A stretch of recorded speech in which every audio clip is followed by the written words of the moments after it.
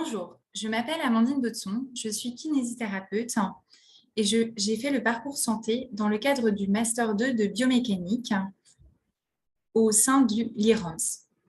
Je vais vous présenter mon étude sur l'instabilité latérale du bassin, le valgus dynamique de genou et l'hyperpronation du pied. Sont-ils des signes cliniquement pertinents chez les coureurs blessés? Tout d'abord, en introduction. La course à pied est un sport populaire dont le nombre de participants augmente chaque année dans le monde. Sur 10 pays étudiés dans le monde, au total, 41% de la population se considère comme des coureurs et 30% courent au moins une fois par semaine. Ce n'est pas sans mal, car avec cette augmentation de participation, des douleurs apparaissent. Ces douleurs sont définies par Yamato en 2015 comme des running-related injuries.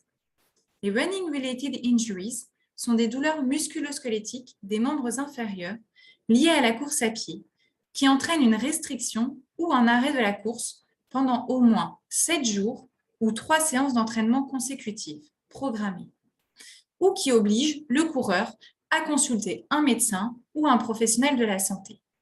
Ces running-related injuries peuvent être liés à des facteurs extrinsèques et intrinsèques.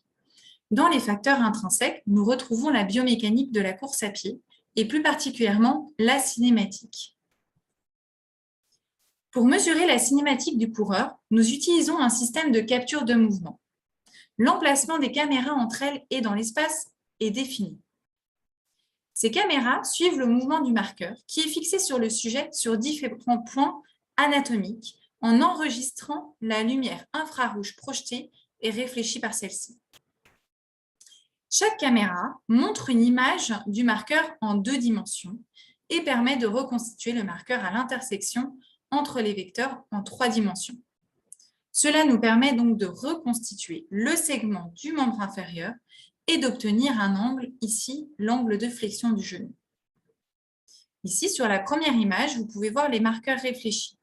Ensuite, cela nous permet de reconstituer les segments du corps et à la fin, d'obtenir l'avatar du sujet qui court. C'est au Human Motion Laboratory, au Luxembourg, que j'ai effectué mon stage avec la LIROMS. En 2021, la LIROMS a procédé à une évaluation générale des coureurs se présentant au laboratoire et a constaté que 66% d'entre eux présentaient une instabilité latérale du bassin. Vous pouvez le voir ici sur la courbe, ainsi que sur la photo. 34% d'entre eux présentaient un valgus de genou et 35% une hyperpronation du pied. 77% des coureurs affichaient au moins un ou plusieurs de ces signes. Suite à notre analyse, l'objectif principal de l'étude était d'identifier si les 3 variables mentionnées au préalable sont des signes cliniquement pertinents qui pourraient prédire une éventuelle blessure. Ensuite, nous avons voulu vérifier s'il existe des différences dans la cinématique entre les jambes blessées et non blessées chez les blessés. Enfin, nous avons voulu explorer s'il existe une corrélation entre la localisation de la blessure et les 3 paramètres mentionnés précédemment dans les jambes blessées des coureurs blessés. Voici le protocole que nous avons mis en place. Tout d'abord, nous accueillons le patient. Nous lui posons des questions sur ses habitudes et expériences en course à pied. Pour les participants blessés, nous avons posé le Oslo questionnaire qui permet d'évaluer la gravité de leurs blessures, l'impact sur leur performance et la fréquence de leurs blessures. Nous avons ensuite positionné 35 marqueurs sur des repères anatomiques prédéfinis et effectué une calibration statique grâce au logiciel Qualisys Motion Analysis. Le participant a commencé par marcher pour s'habituer à son environnement, puis il s'est échauffé à sa vitesse prédéfinie. On enregistre alors une vingtaine de pas lors de différentes vitesses, dont celles prédéfinies par le coureur. Les données sont ensuite analysées et traitées à l'aide de Qualisys et de Visual 3D. Nous avons sélectionné 7 variables afin d'analyser l'instabilité latérale du bassin, le valgus dynamique de genou et l'hyperpronation du pied. Pour augmenter la puissance globale du modèle statistique, on a éliminé les variables redondantes en appliquant un processus en 2 étapes. Tout d'abord, à la première étape, on a comparé ces variables avec des études similaires de Bram, Foch et Dudley, en créant un forest plot pour chaque variable. Cela nous a permis donc d'obtenir une taille d'effet, le HGG. On n'a retenu que ceux ayant une taille d'effet supérieure à 0,2. Lors de la deuxième étape, avec les variables retenues, nous avons fait une matrice de corrélation partielle. Nous avons observé qu'il y avait des interactions significatives entre certaines de ces variables. Nous avons donc gardé qu'une variable parmi les interactions. Au final, nous avons 3 variables finales: peak hip adduction, peak knee adduction et peak rear foot eversion. Pour répondre à nos 3 diverses questions, nous avons effectué différents tests statistiques. Tout d'abord, une analyse de la covariance multivariée avec la vitesse comme covariant pour répondre à la question 1. Un test T pour échantillon apparié pour répondre à la question 2 et une régression logistique multiple pour répondre à la question 3. Voici les résultats globaux de notre étude. Notre étude est prospective. Sur les 50 blessés et 13 sains, 18 blessés et 7 sains ont été analysés pendant mon stage. Nous observons des disparités entre les groupes au niveau de l'âge et de la vitesse de course. Les participants blessés étaient plus âgés que les sains et au niveau de la vitesse, les participants blessés couraient moins vite que les sains. Nous avons aussi une grande variété de localisation de blessures, avec une prévalence pour les blessures situées au genou et à la jambe, 38% pour le genou et 28% pour la jambe. Voici les résultats de la question numéro 1. Ici, vous avez les différentes valeurs cinématiques pour chacune des variables entre les 2 groupes. On n'observe pas de différence significative entre les groupes pour les variables cinématiques.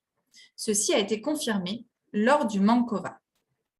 Cependant, nous retrouvons des différences significatives entre les hommes et les femmes. Les femmes présentent plus d'adduction de hanches que les hommes, ainsi que des différences significatives entre les variables et la vitesse de course. Lorsque la vitesse de course augmente, l'adduction de la hanche est plus importante, ainsi que la pronation du pied. Ici, la pente est descendante, mais celle-ci augmente bien dans les négatifs. Pour les genoux, on n'observe aucune différence significative.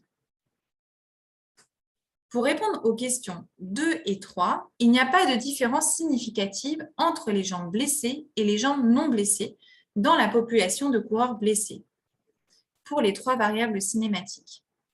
Il n'y a pas de différence significative aussi entre la localisation anatomique des blessures et les 3 variables finales. On a ici resitué les résultats obtenus par rapport à la bibliographie internationale. Concernant la vitesse de course, l'étude de Fukuchi est en accord avec nos résultats. Lorsque la vitesse augmente, il y a une augmentation des variables cinématiques. Pour une prochaine étude, il serait donc intéressant d'avoir la vitesse contrôlée pendant l'essai afin d'éviter que celle-ci soit un biais expérimental. L'étude de Vanata et collègues vient souligner nos résultats. Les femmes ont un pelvis plus large que les hommes. Une adduction plus importante est nécessaire pour poser le pied sur la ligne médiane. Ici, il y a une différence de 5,5 degrés. Dans notre étude, nous avons une différence de 2,9 degrés. Comme pour notre étude, Dudley n'a pas trouvé de différence significative pour les variables cinématiques de la hanche, du genou et du pied. Il est aussi important de souligner que dans notre étude, le nombre de participants à notre étude était plus important que celui de Dudley et collaborateurs. Dans notre étude, nous avions environ 50 blessés. Ici, nous en avons dans l'étude de Dudley uniquement 12.